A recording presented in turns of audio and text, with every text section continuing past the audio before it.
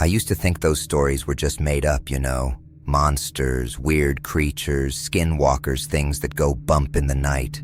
I thought it was for fun, right? Something to talk about when you're telling ghost stories or sitting around a campfire. Never did I think that kind of stuff actually happens. I never thought it could be real, or that it could happen to normal people like me. But then one night, late in October, everything changed. It was freezing cold, I remember that. I was doing the closing shift at a diner in Mount Vernon. I didn't get out of there until after 11 p.m. The roads were completely empty. There wasn't any traffic, and once you got out of town, there were no streetlights at all. I usually take the back roads home, down Boston Post Road. The locals always trade stories, the kind kids tell in middle school. Watch out for the Boston Post Road beast.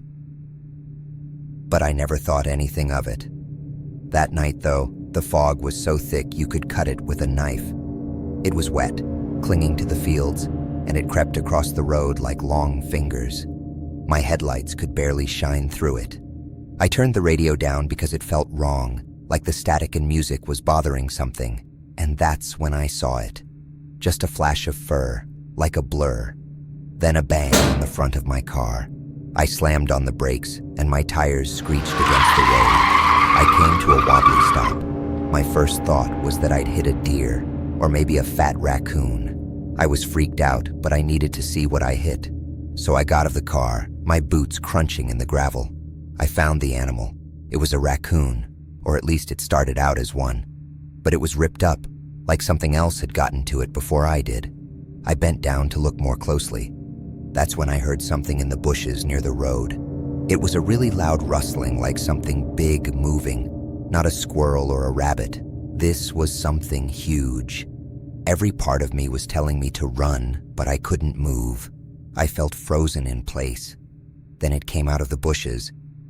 At first, I thought it was just a bear standing on its hind legs, but bears don't move like that. They don't have shoulders that wide or legs that long. This thing was huge, at least 6.5 feet tall. It was covered in dark fur, but it stood on 2 legs like a person, and the head. God, the head. It looked like a wolf, long nose, sharp teeth, and ears that twitched with every little sound. It had these horrible yellow eyes that stared right at me like I was lunch. I couldn't move, not even an inch. It crouched down and picked up the dead raccoon with its paw. I could see claws on its hands. Then it stood up again, towering over me, just watching. We stayed like that for a second, then 2, then 5. Finally, I was able to move again. I took a few steps back to my car, never looking away from it. I got the door open and jumped inside, slamming the door and locking it. My hands shook so bad I almost dropped the keys. The engine started and I punched it. You'd think that'd be the end of it. I should have gotten away, but when I looked in the rearview mirror, it was running after me, on 2 legs. It ran with these long strides, closing the space between us so quickly.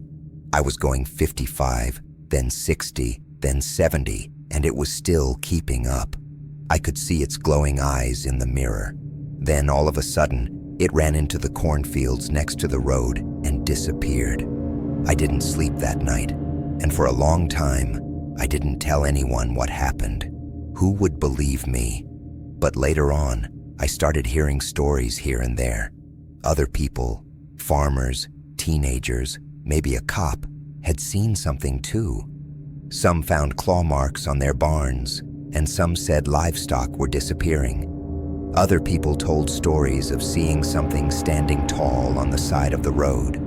They call it the Beast of Boston Post Road. Now, anytime I'm out late, I take the long way home. I won't go near Boston Post Road. It doesn't matter what anyone says. I know what I saw, and it saw me. I'm sure there's no doubt that it remembers me.